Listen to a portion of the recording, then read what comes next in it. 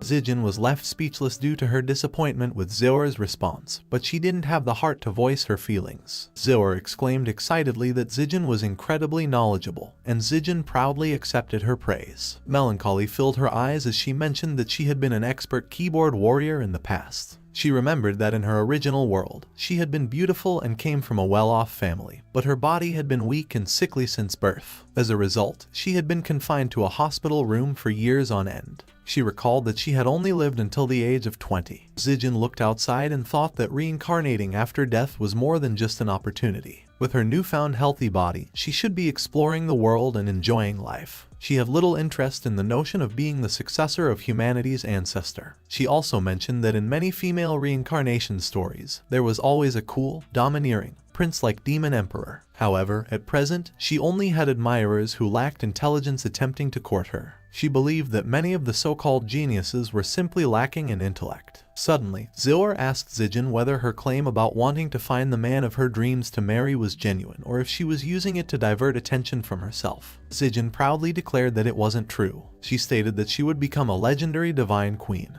capable of taking on 3,000 emperors. Her presence alone would have an impact on all 14 continents with the strength of her hands alone. Thus, someone of her stature wouldn't be restricted by love. Zoer's eyes sparkled, and she commended Zijin for her amazing confidence. Suddenly, Zoer remembered how Zijin had left without bidding farewell to their saintess Chachu. Zijin dismissed the thought and asked Zoer if she believed Chachu would have allowed her departure if she had expressed her desire to do so. Zijin pointed out that Chachu always wore a cold expression and seemed to believe that others owed her something. It was likely that Chachu expected everyone to grovel at her feet. Zoer countered by saying that she thought Chachu was genuinely kind, albeit with a cold and serious personality. Chachu always wanted to uphold her sense of justice, to which Zijin agreed. Zijin mentioned that Chachu was a good person but lacked a man to keep her in check. Aside from humanity's ancestor, Zijin doubted Chachu had eyes for any other man. Suddenly, Zoer pointed at the inner city, boundless heaven from their window, saying that her young master Wushwang was there. She suggested they go and take a look, but Zijin didn't want to because she was uninterested in Wushwang.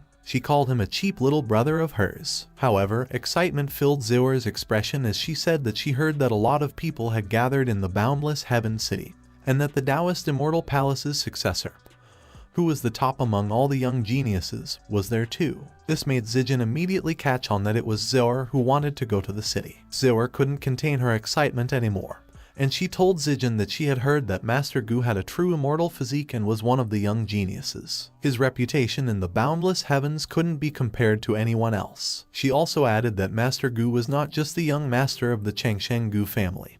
He was also the Taoist Immortal Palace's successor, with the immense backing of the primordial divine sect behind him. Zijin mocked Master Gu's true immortal physique, asking if his father had just announced to everyone that he had that physique. She also said that a genius with such immense reputation was always an XP farm for others, so he would die very soon. She added that the name Master Gu sounded nothing like what a main character's name should be because, according to novel tropes, any name that didn't have the word fan or ling was not a main character's name. Zijin continued to explain that it meant Master Gu was actually just cannon fodder for the main character, so there was nothing to be excited about. While Zoer looked at her bewildered at the terms like XP farm and cannon fodder she had just mentioned, Zijin noticed it and told her that she wouldn't understand even if she explained it to her. She guessed that there was someone with a ling in their name who was being oppressed by Master Gu and would soon make a comeback against him. Zoer told Zijin not to say those things about Master Gu because he was someone who had his true foundation injured after fighting against the inheritor of demonic arts and nearly died in the ancient immortal lands. She added that Master Gu was a paragon of righteous virtue,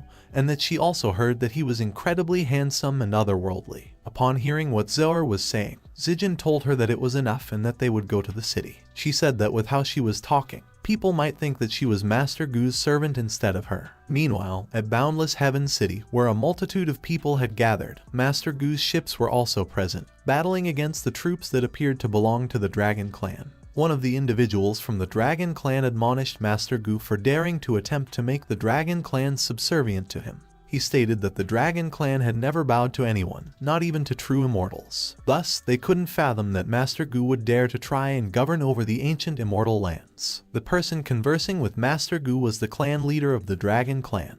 Master Gu retorted that the clan leader was mistaken in that regard, as he was merely a junior amongst everyone present. Hence, he couldn't dare claim rulership over the ancient immortal lands. He added that from the moment the Dragon Clan opted to utilize their true dragon plaque and instructed the Feathered Clan to assail him, they should have recognized that he would come seeking retribution for his suffering.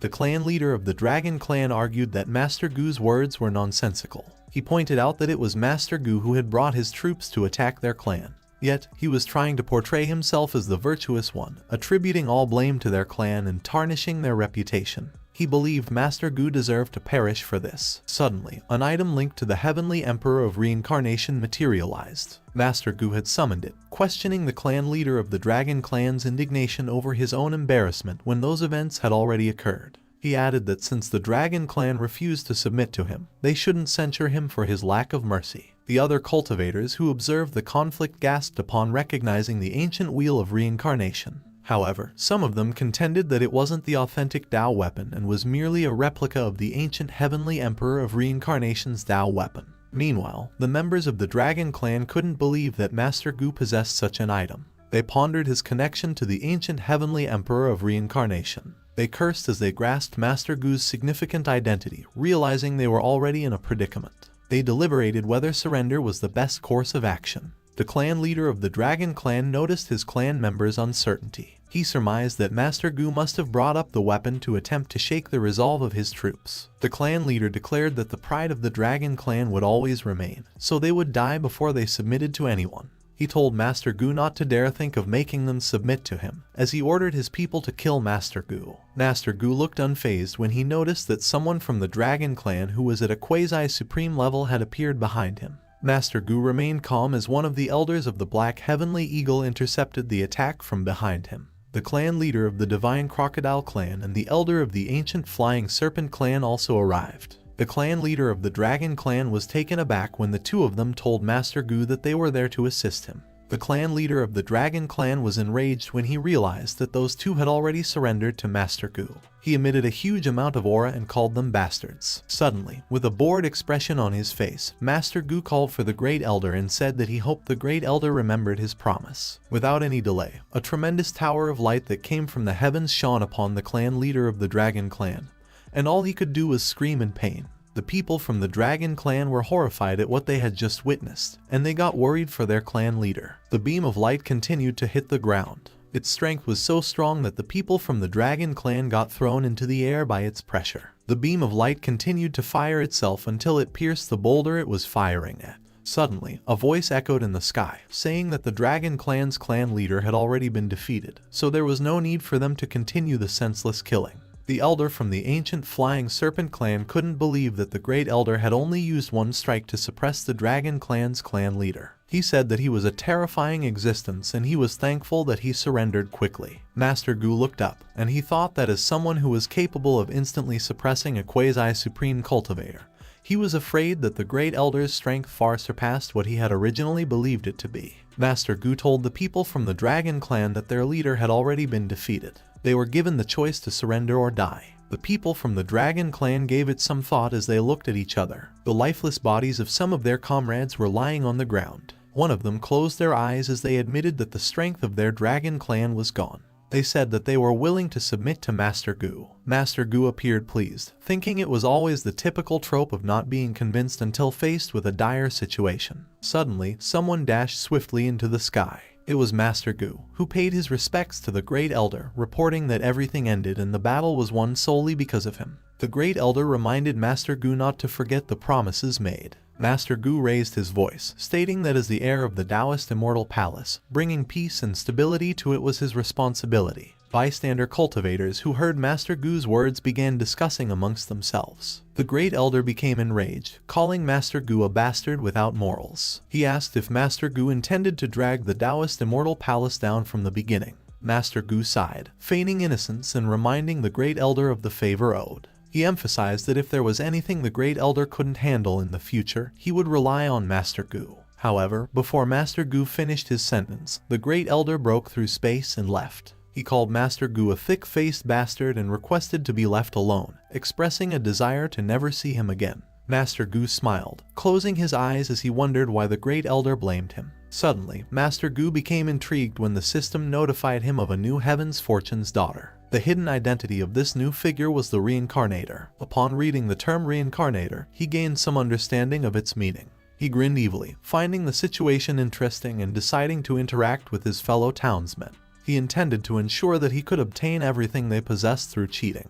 The clan leader of the Divine Crocodile Clan, the elder of the Ancient Flying Serpent Clan, and the elder of the Black Heavenly Eagle Clan paid their respects to Master Gu as they reported that they completed their orders, and all those who revolted in the Dragon Clan were slain. Master Gu told them that they were good and had done well. Master Gu glanced to his side, thinking that the three great clans being subservient to him would probably cause a lot of orthodox factions to be wary of him. He thought he should let the clans stay away from the spotlight for a while. He wondered about the Reincarnator, whether they reincarnated there before or after him. He thought he needed to take care of that variable as quickly as possible. Meanwhile, the elder told Wushwang that if he hadn't seen it for himself, he wouldn't have believed that a young man could do this. Wushwang responded that if they looked at it from a different perspective, Master Gu was even more monstrous than the inheritor of demonic arts. The elder said that according to rumors, the inheritor of demonic arts was defeated by Master Gu. But till that moment, the inheritor of demonic arts still managed to evade detection from anyone. He supposed he was severely injured by Master Gu, and that even if the inheritor of demonic arts managed to kill some of those geniuses, he probably did it sneakily. The elder told Wushwang that there was no one among the current geniuses who could possibly stand against Master Gu, so he feared that he would have to learn from him from that day forward. Wushwang told the elder that he was right, that his charisma and tactics weren't on the same level as Master Gu, but all of his devious methods and tactics would simply lose out in pure strength. They should not forget that the Wang family still has his older sister too. The elder and Wushwang were startled when they heard Zijin lecture Wushwang about how mentioning his sister was all he could say. She said that if he brought her up whenever he met an expert, he would end up becoming just a side character and cannon fodder like he currently is. Ziwer landed nicely on the ground while Zijin kneed Wushwang's face, asking him if he did anything minutely useful, and if he wasn't ashamed of himself for dressing like he had some middle school syndrome. Wushwang was hit so hard that he helplessly tumbled to the ground. With bruises all over his face, Wushwang asked Zijin why she was still so rough after so many years. He questioned her if the Humanity Ancestors Palace didn't teach her etiquette classes because women shouldn't behave like she does. The elder greeted Zijin, but she didn't pay him any mind, and she told Wushwang to remember that there would always be someone stronger than even the strongest person in the world. She said that the three great clans weren't stupid either because with just the identity of the heavenly reincarnation emperor's successor, Master Gu lost his ability to rule over all of the ancient immortal lands, and that rendered Wushwang speechless. The elder carefully stepped to the side while Wushwang tried to confirm with Zijin what she meant. Zijin explained that she had been observing Master Gu for quite a while earlier. She said that Master Gu had other stronger skills hidden up his sleeve that he didn't use, so even she couldn't tell how strong he was. Ziwer chimed in that it was a pity because she had heard that Master Gu was engaged. Otherwise, he would have been a good match for Zijin. Zijin proudly said that it truly was a pity for him to miss such an amazing woman like her, but his fiancée was truly lucky. The elder chimed in and told Zijin that it was rare for her to show such interest in someone, so he suggested she try and befriend Master Gu, to which Zijin agreed and said she would do as the elder suggested. Wushwang's eyes widened in surprise, and he couldn't understand what was happening because, as he knew, Zijin hated pandering to others. Ziwer chimed in again, and she told Zijin that she wasn't interested in Master Gu before they came there, but Zijin silenced her by hitting her head and telling her to stop talking. Meanwhile, cultivators were busy bringing out chests full of treasures from the Dragon Clan's palace, and they were giving out instructions here and there, saying that what they were handling were all expensive treasures, so they needed to be careful with them. Suddenly, Master Gu was surprised when the system notified him that the Fortune's chosen daughter had shown interest in him, so his fortune and fate points increased, and he thought that the current situation worked for him too. Master Gu smiled as he realized that his old friend had taken notice and had an interest in him. He was proud that he was too charming, and he guessed that the Fortune's chosen daughter was one of the spectators of his battle earlier, so if he wasn't wrong, he could guess the next thing she would be doing. Suddenly, a messenger approached Master Gu, informing him that the Changsheng Wang family had informed them that Wang Wushwang's full name, was there to see him and was waiting at the entrance of the Dragon Island. Master Gu was amused that the Changsheng Wang family really moved fast. Master Gu informed the messenger that he would meet them at the top of the palace, and the messenger agreed. Master Gu pointed out that the fortune's chosen daughter had given him so many fate points just by being interested in him. He thought that her fortune value must have been amazing and realized that she would be an amazing cash cow for him to keep reaping. A few moments later, the messenger led a group of people and said that Master Gu had already prepared tea for their arrival. Zhou awkwardly asked Wang Zijin, Zijin's full name, why she had gone to meet Master Gu while looking like that. Wang Zijin told her that she was just afraid that Master Gu would want her after seeing how pretty she was. She said that Zhou wouldn't understand because it was a problem when one was also born too pretty. Wang Zijin smirked as she thought that she didn't want to reveal her identity as the saintess of the humanity's ancestors' palace so quickly. This was because there were too many geniuses in their world that thought too highly of themselves but turned out to be completely useless and disinteresting. So she hoped that Master Gu wouldn't disappoint her. The messenger told the group that Master Gu was waiting for all of them up above, and Wang Wuxiang thanked him for bringing them up there. Wang Zijin smiled as she observed that even the guards they had temporarily stationed there were at the sovereign realm. She figured that the Gu family's power was truly extensive, so it was no wonder why Master Gu could do all the things he did without any fear. But she said that being able to make reasonable use of one's family background was a skill in itself. Wang Wuxiang immediately greeted Master Gu, and Master Gu told him not to be so courteous. He said there was no need for him to be formal with him. Master Gu mentioned they were currently on the road, so he hoped they didn't mind the service being a little rough around the edges. Zhou was amazed at how Master Gu looked even more handsome up close, not to mention that he was so respectful. She was sure that he was a reasonable person. On the other hand, Wang Zijin was amused when she saw Master Gu's face because, for her, it was definitely the face of an antagonist in the story. She said that one look was all she needed to know that Master Gu wasn't a good person. Master Gu smiled brightly at them as he requested that they take a seat. Master Gu asked Wang Wuxiang why he had suddenly paid a visit. Wang Wuxiang told him that it was because he saw how Master Gu had suppressed the ancient immortal dragon clan, and he couldn't help but admire his tactics, so he had come to learn from him. Master Gu informed Wang Wuxiang that he had praised him a bit too much as the dragon clan had oppressed everyone for many years, committing countless evil deeds. Therefore, they were simply reaping what they sowed. Master Gu also added that he had benefited from all of it without taking any action. The Taoist Immortal Palace had planned everything, and he had just been pushed out as a representative. He mentioned they should have witnessed their grand elders striking down the dragon clan as well. However, Wang Wuxiang told Master Gu that there was no need for him to be humble because there was no one among the younger generation who could rule over the Black Heavenly Eagle clan besides him. Master Gu informed Wang Wuxiang that he was speaking too highly of him, as he was not ruling over the Black Heavenly Eagle clan. He had simply used his connections with the Heavenly Emperor of Reincarnation to ask for help. Since the ancient immortal lands had all been united, they no longer had any connections with him, and they had all returned to their homes. Suddenly, someone opened a fan. It was Wang Zijin, who told Master Gu that he was despicable for being capable of saying such terrible words with a straight face. Wang Wuxiang and the elder both spat out their tea, while Zhou told Wang Zijin that she couldn't say things like that in front of others. Master Gu asked who she was. Wang Wuxiang quickly apologized to Master Gu and introduced Wang Zijin as his older brother, mentioning that Wang Zijin had always spoken freely and honestly. Therefore, he hoped that Master Gu wouldn't misunderstand him.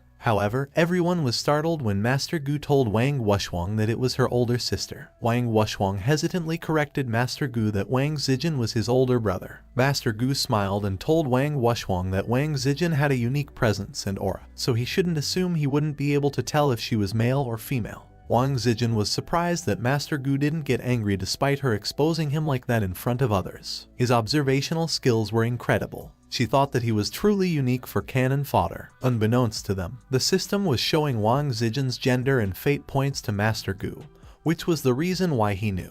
Wang Zijin became intrigued, but she thought that even if Master Gu had been that amazing, he would never have been able to guess that she was a reincarnator. Her companions swiftly looked at her when Wang Zijin laughed and told Master Gu that she had heard rumors that he was of a true immortal body, and now that she had seen it for herself, she could definitely say that those rumors hadn't been exaggerations. Master Gu told her that he was undeserving of such a great reputation and that she had praised him a little too much. Wang Zijin's companions were confused when she told Master Gu that since it had been a hard opportunity to come by and it had been with regards to the future of the divine realm, she wished to discuss things a little more in depth with him, and she asked him if he would be fine with that. Wang Zijin's companions continued to get bemused as Master Gu requested Wang Zijin to speak freely because he was willing to listen to what she had to say. Master Gu grinned as he thought that Wang Zijin probably didn't know all of his details, and as the reincarnator, she probably thought that all of the geniuses there were simply just stupid morons, so it seemed that he had to perform well because he couldn't let the interest she had in her go to waste like that.